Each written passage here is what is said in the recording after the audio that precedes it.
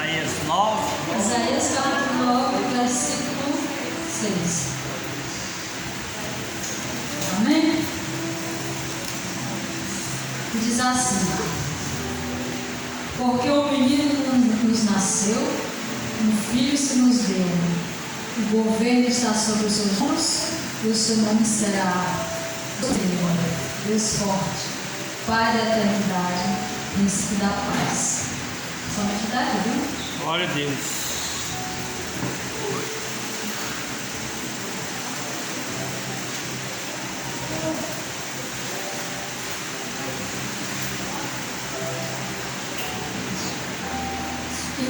Irmãos, o profeta Isaías anunciava o nascimento de Jesus. Uma profecia, viu?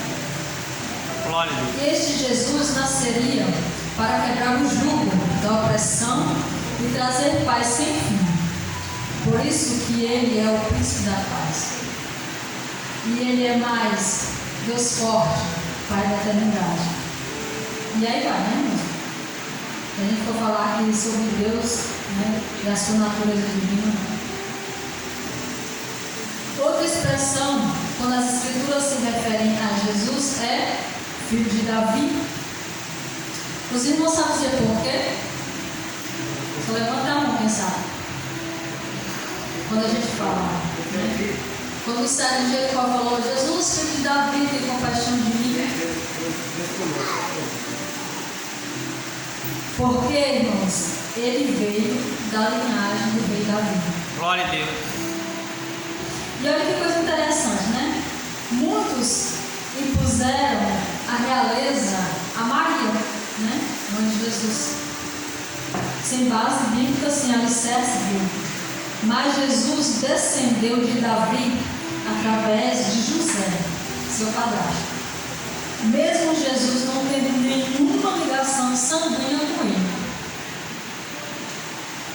Evangelho de Mateus, capítulo 1, versículo 20, diz assim: ó, José, filho de Davi, não tenha medo de receber Maria como esposa, porque o que nela foi gerado é do Espírito Santo. Aqui é o anjo, né, falando com José em sonho, né, pela passagem. Quando o anjo apareceu a Maria, né, para falar que ela ia ser mãe, né, através do Espírito Santo. E este menino nos nasceu, como profetizou Isaías. E aconteceu de Jesus nascer aonde, irmãos? Começar? Em Belém, que ficava na Judéia, Glória a Deus. também chamada Cidade de Davi. E por que Jesus foi nascer na Judéia, nessa cidade chamada Belém, né? Que também era a cidade de Davi? Porque sim, a resposta? Por acaso? É a resposta? Não. Nada é por acaso nas Escrituras quando falamos de profecias. Glória a Deus. O profeta Miqueias profetizou a este respeito. Ele falou assim: ó, e tu, Belém Efrata, posto que pequena entre milhares de Judá, de ti me sairá o que será Senhor Israel, e cujas origens são desde os tempos antigos, desde os dias da eternidade. Porque Jesus, irmãos, é desde os tempos antigos, né? A gente sabe que ele já viveu nos céus com seu Pai muito antes de descer à terra. Belém Efrata, embora insignificante comparada a outra cidade de Judá, de lá sairia o Salvador de todo aquele que o recebe como o Senhor e o reconhece como filho do Deus Altíssimo, né? Nesta cidade também nasceu o rei Davi, né? Por isso que ela também leva o nome de a cidade de Davi. E quem era da casa de Davi, irmãos? A gente acabou de dizer. Glória a Deus. E como José, né? E como José e Maria foram parar em Belém, e ali ter Jesus? Primeiramente, para cumprimento de profecia, né? Como lemos. E em segundo lugar, aconteceu algo para os conduzirem até Belém. Vamos ler? O que foi que aconteceu para José e Maria parar lá em Belém? Lucas capítulo 2, versículo 1.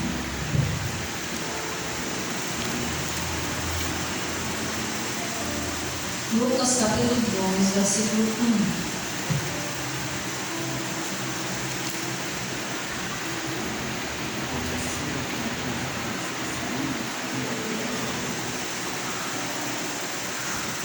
Amém. 1 ao 5, viu?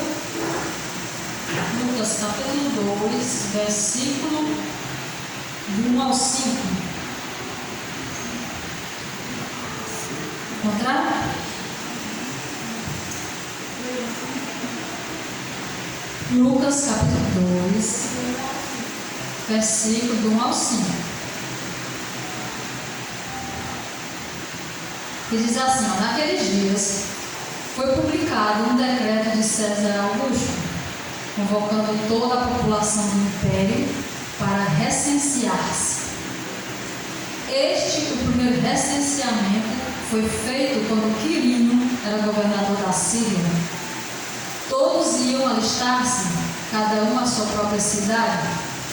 José também saiu da Galiléia, da cidade de Nazaré, e foi para a Judéia, até a cidade de Davi, chamada Belém, por ser ele da casa e família de Davi, a fim de alistar-se com Maria, sua esposa, que estava grávida. Aqui, irmãos, aqui está o motivo, né? Um dos motivos por eles irem parar lá em Belém. Era um alistamento, né? Pronto. Por José ser da casa de Davi e família de Davi, deveriam ir para lá se alistar. Por isso então Jesus nasceu lá também, né? Em cumprimento de profecia. Sobre a infância de Jesus, a Bíblia não narra muito sobre este respeito. Só alguma passagem, né? Ali, outra aqui. Por Jesus ter nascido em uma família de judeus, Glória a Deus. Aleluia. algumas leis, né, deveriam ser cumpridas, porque Jesus era judeu, né?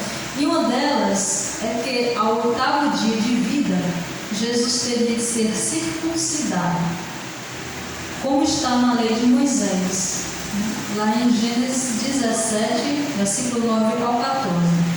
E mais tarde seria apresentado no templo, porque segundo a lei, todo primogênito deveria ser consagrado ao Altíssimo. E aconteceu também, irmãos. Lucas, capítulo 2, versículo do 25 ao 24. Né? Quando Maria e José levou ele ao templo para ser consagrado. Aqui nesta passagem, irmãos, a gente desmistifica o batismo de crianças.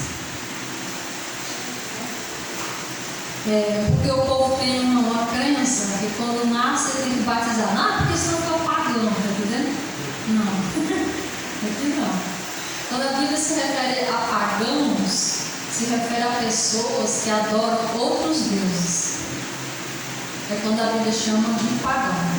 Certo? Tem nada a ver com porque ele batizou quando era criança. Porque Jesus, ele só foi batizado, irmãos, com quantos anos? Quem sabe dizer? 30. Com cerca de 30 anos de idade. 30 anos. 33 foi na faixa que ele morreu, né? Ele foi crucificado. Embora não fosse necessário, pois o batismo nas águas é para a remissão dos pecados, e Jesus não cometeu pecado algum, como nos garante a palavra de Deus, 1 de Pedro, capítulo 2, versículo 22, diz assim, ó, ele não cometeu pecado, e foi encontrado engano em sua boca. Você está dizendo que Jesus não foi mentiroso? Que ele não é mentiroso.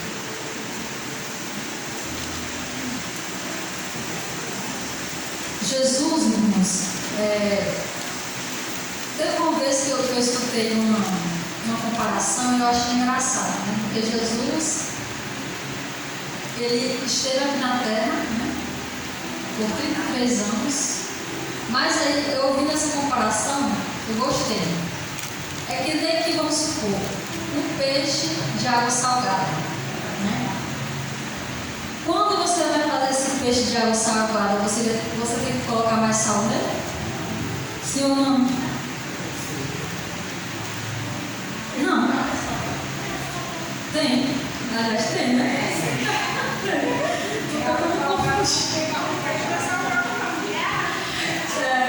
Justamente isso, né? Quando você pega um peixe de água salgada, você tem que colocar sal para você fazer, né? Por quê? Porque o peixe não se contaminou com o sal da água salgada, né? Embora ele seja o seu habitat ali, né? Seu ambiente que ele vivia, mas ele não se contaminou com o sal da água. E eu gostei muito dessa comparação. Faz tempo que eu ouvi isso. Jesus faz a mesma coisa. Ele habitou entre os pecadores, mas ele não se corrompeu. Amém? Glória a Deus.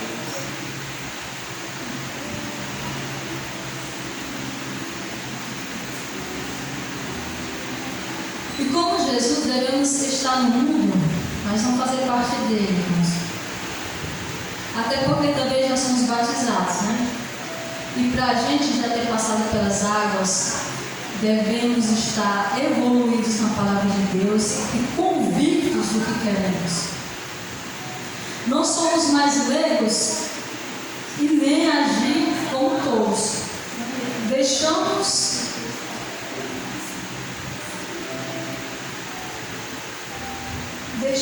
ou não a velha natureza sepultada nas águas? Essa é a pergunta que a gente deve se fazer, né, irmãos? Já somos batizados. Nós deixamos ou não a nossa velha natureza nas águas? E dali ressurgir um novo ser mediante nossa fé em Cristo Jesus. Porque assim tem que acontecer.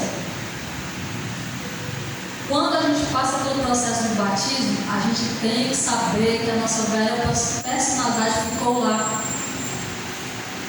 Não adianta você querer ficar ressuscitando essa velha personalidade, né? Quase todos os dias da sua vida. Aproveitando todas as oportunidades que se apresentam na sua vida.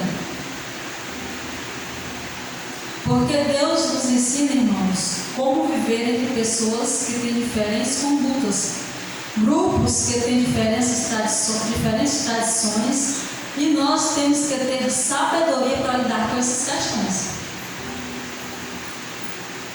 O apóstolo Paulo escreveu uma carta aos que congregavam numa igreja em Corinto, e ele lhes dizia assim, presta atenção no que Paulo falava para os coríntios. Na outra carta, irmãos, já escrevi a vocês que não se associassem com os impuros. Refiro-me com isto, não propriamente aos impuros deste mundo. Aí ele vai citar, né, alguns exemplos de impuros.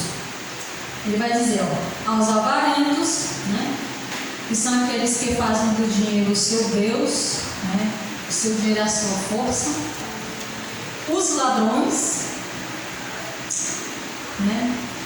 Eu estava refletindo sobre os ladrões, irmãos. E sabe o que eu cheguei a uma conclusão? Um dos defeitos deles, né? Sabe o que é? É que eles são egoístas. Os ladrões são egoístas. Ele tira do outro pensando em si, sempre em favor de si próprio. E eles seguem, ou idólatras, pois neste caso vocês teriam de sair do mundo. O mundo está corrompido, irmãos, né? Está corrompido, está infestado. Mas agora,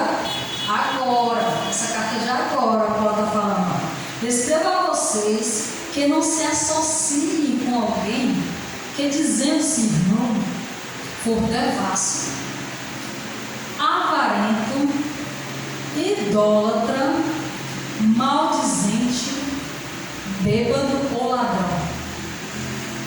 Nem mesmo como com alguém assim. Pois, por que direito haveria eu de julgar os de fora? Porque Paulo, irmãos, ele estava preocupado com os de dentro, com aqueles que já se diziam lavados e remidos pelo sangue do Cordeiro.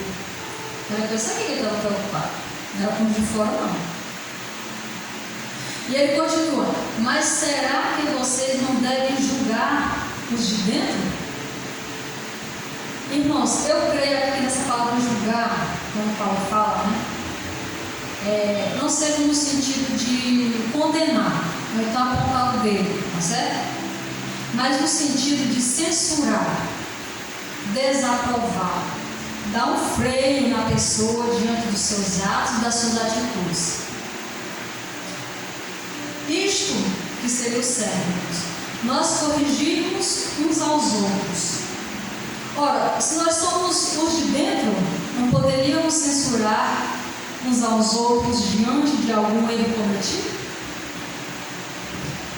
Inclusive, nossos líderes, têm por obrigação de fazer isso.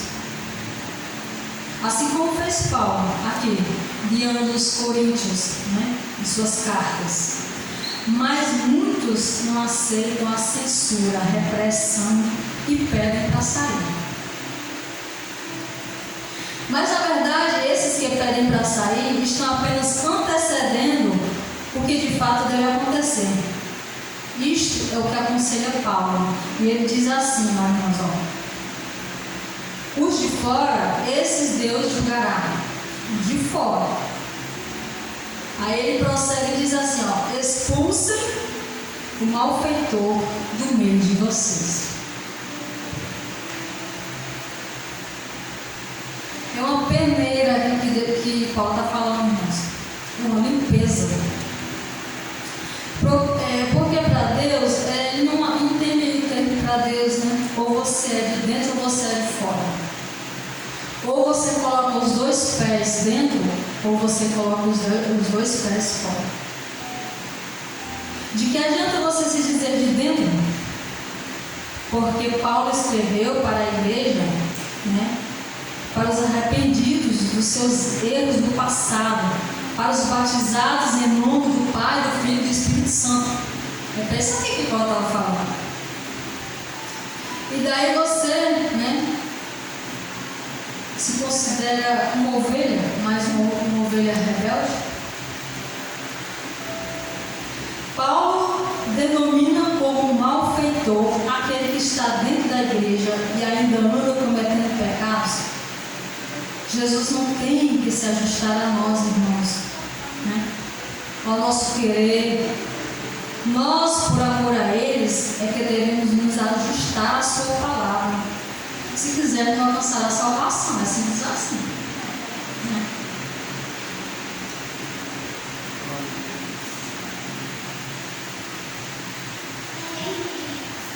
Lucas capítulo 2, versículo 40 diz assim: e o menino crescia e se fortalecia em espírito, cheio de sabedoria, e a graça de Deus estava sobre ele.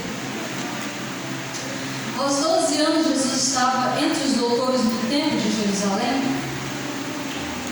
por ocasião da festa da Páscoa dos judeus, porque de ano em ano era costume de seus pais, de seus parentes, dos conhecidos ir para Jerusalém devido à Páscoa dos judeus, certo? E eu não sei como, acabada a festa, os pais de Jesus esqueceram dele. Depois de 3 dias, eu acho que quando eles iam voltando para casa, eles deram conta que Jesus não estava com eles. Mas eles pensando que eles estavam com os outros, com os parentes, com os conhecidos, eles retornaram para Jerusalém e ele estava lá. com os doutores da lei, né, lá no templo. E esses homens, eles se admiravam da sabedoria de Jesus. E nem sabiam eles, irmãos, que quem estava diante dele era o Filho de Deus. E ele ficou esquecido ali. Sabe por quantos dias, irmãos? 3 dias. E quando Maria chegou perto dele, ele disse para ele assim: ó, filho, por que fizeste assim para conosco? Eis que eu e teu pai, né, ansiosos, te procurávamos. E ele lhes disse: por que me procuráveis? Não sabeis que me convém tratar dos negócios do meu pai? Com 12 anos de idade, da idade do meu Arthur. Jesus, né, já tinha essa ligação com o seu Pai Celestial. Eles sabiam o que ele tinha para fazer, né? Embora em sua forma humana, Jesus sempre esteve ligado ao seu Pai. Irmãos, como eu já disse, né, a Bíblia não fala muito sobre a infância de Jesus, mas seria bom, né, a gente saber mais do desenvolvimento de Jesus e a ligação com o seu Pai divino, né, sobre essa conexão. Se a gente tivesse mais textos para ler, né, sobre isso. Jesus se desenvolvendo como criança e tendo ali um contato com o seu Pai, né, como mostra aqui nessa passagem dele, com 12 anos, mas ele já tinha essa ligação forte com o seu Pai Celestial. Né? Tem também uma frase importante de se dizer, que se encontra em Lucas, capítulo 2, versículo 51, que diz assim, ó, e era submisso a eles. Está falando aqui, irmãos, que Jesus, né, como ser humano, ele era submisso aos seus pais. Essa submissão aqui está falando que era a eles, José e Maria, né? Jesus era obediente aos seus pais terrenos, mais um exemplo entre tantos que Jesus nos deixa, porque assim ele cumpria um dos 10 mandamentos ordenados por seu pai: honrar pai e mãe. E é este, né? E este mandamento, ele é seguido de uma promessa, como nós já sabemos, né? Mas quem sabe? A promessa que segue esse mandamento, alguém sabe? Levanta a mão. Sabe não? Para que os teus dias se prolonguem sobre a face da terra. Ou seja, irmãos, viver mais. Aquele que honra pai e mãe, vive mais.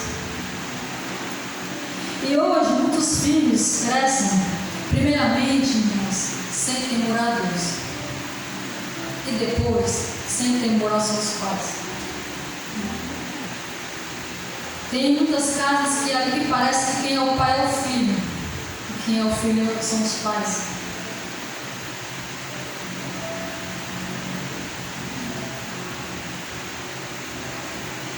Aqueles que lhe geraram, né, debaixo da permissão de Deus, sem temor a esses, né?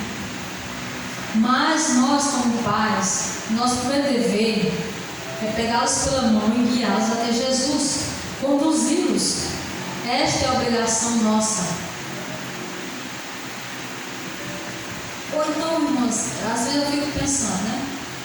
Muitos pais não estão nem aí com seus filhos em relação ao conhecimento de Jesus. Parece até que querem a salvação só para você. E para os seus filhos? Ninguém pensa, né? Vão deixando eles viverem como eles querem. Eu vou para a igreja, né? Eu vou para a igreja. Mas, e seus filhos, né? Nossos filhos? Eu não vou querer a salvação só para mim. Embora o meu marido não seja evangélico, mas eu prego para ele. Como eu já falei várias vezes, quando eu faço minhas pregações, né? O primeiro que ouve é ele. E muitas vezes eu vejo alguma mudança nele, coisas que ele não fazia antes. Por exemplo, quando eu vou lá para o pé, né, que eu vou lavar roupa, que eu vou lavar louça, ele pega o somzinho e coloca lá na Rádio Seara para eu ouvir louvor. E muitas vezes ele chega no roçado contando a história que ele ouve na Rádio Ceará, né? Glória a Deus. E tem dúvida em alguma coisa, ele pergunta. E aos poucos a gente vai, irmãos, né? A gente vai ensinando os nossos. Se você já insistiu muitas vezes com um dos seus e levou uma negativa, mas você já está na sua parte. Tá bom? Nós temos autoridade sobre nossos filhos e esta nos foi dada por Deus. E o pouco que conhecemos devemos passar para eles. Você já pensou, irmãos, no dia do arrebatamento, você ser arrebatado e seu filho ou sua filha ficar? Triste, né? Existe uma coisa dessa. Mas tente, irmãos, tente, né? Você está lutando por eles. Embora que não saia como desejado, mas sua parte você já fez. E daí você não vai ter mais culpa, né, deste sangue. Mas sua parte você fez. Você está lutando por eles. Mas tomemos as rédeas da situação. Se impor diante de nossos filhos.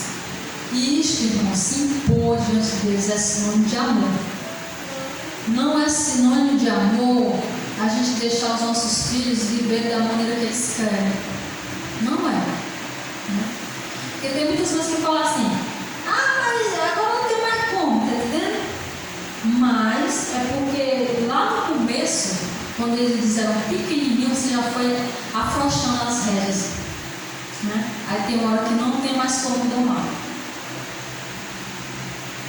E no versículo 52 de Lucas, né, ele repete: e crescia Jesus em sabedoria e em estatura, e em graça para com Deus e os homens. E Jesus cresceu e com cerca de 30 anos foi ao encontro de João Batista, né, para ser batizado. Eu não sei se alguns dos irmãos sabem, mas João Batista, irmãos, era parente de Jesus. Alguém sabe? Quem sabe, levante a mão. Certo. Isabel, que foi a mãe de João, era prima de Maria. Tem até aquela passagem, né? E o anjo vai, avisa para Maria que ela vai dar à luz a um filho, né? E o anjo também avisou para ela: a tua parenta também está grávida de 6 meses. Depois ela vai visitar a Isabel, né? E essa Isabel aí, ó, que é mulher de Zacarias, viu, irmão? Tem um parentesco entre Jesus e João Batista.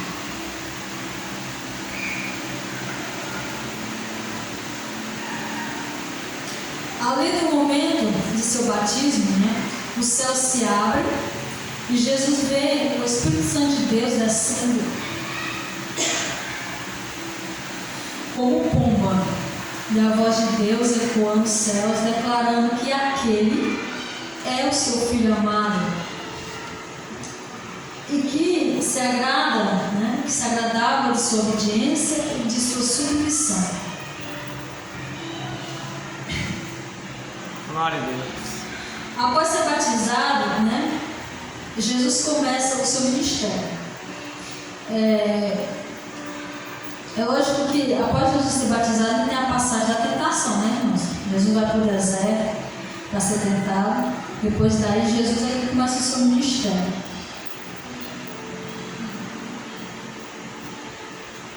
Com cerca de 30 anos, Jesus começa o seu ministério. É novo, né, irmãos? 30 anos.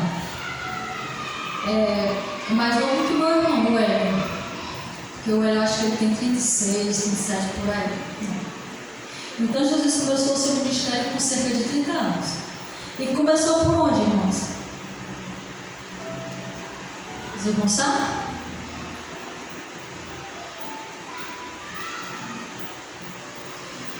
Para cumprimento de mais uma profecia de Isaías, vamos abrir aí, irmãos, Isaías 9, versículo do 1 ao 2. Vai falar aqui sobre por onde Jesus começa o seu ministério. Isaías capítulo 9.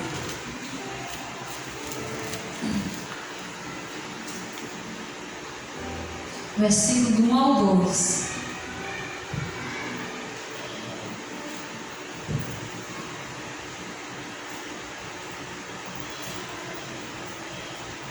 Acharam?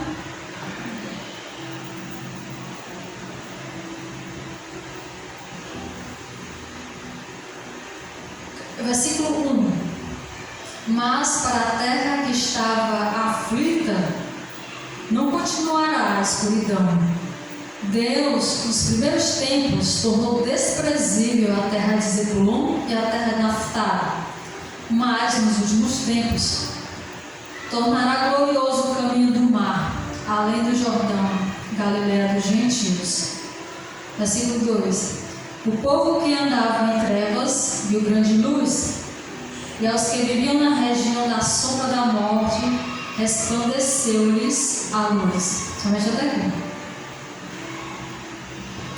Aqui, irmãos, ó, Jesus começa o seu ministério por aqui, na Galileia, viu?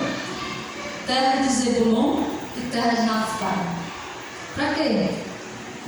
Cumprimento dessa profecia, dita por Isaías, viu? E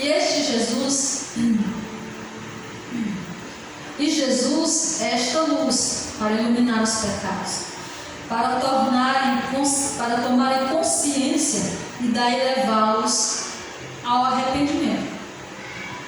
Sua pregação era: arrependei-vos, porque é chegado o reino dos céus. O Filho de Deus também veio trazer esperança e alegria através de suas curas, libertação, ressurreição. E tem um detalhe, mas os saduceus, né, a gente fala, os fariseus e os saduceus, os saduceus, eles não acreditavam em ressurreição. Mas mesmo no momento de sua morte na cruz, mortos levantaram de suas sepulturas. Os irmãos já leram essa passagem? Quando Jesus estava lá na cruz, que escureceu, né? Teve terremoto e os mortos ressuscitaram. Levou pessoas ao arrependimento, né? Secou dos olhos as lágrimas de tristezas e substituiu por lágrimas de alegria, assim como Ele ainda hoje faz conosco, né, irmãos?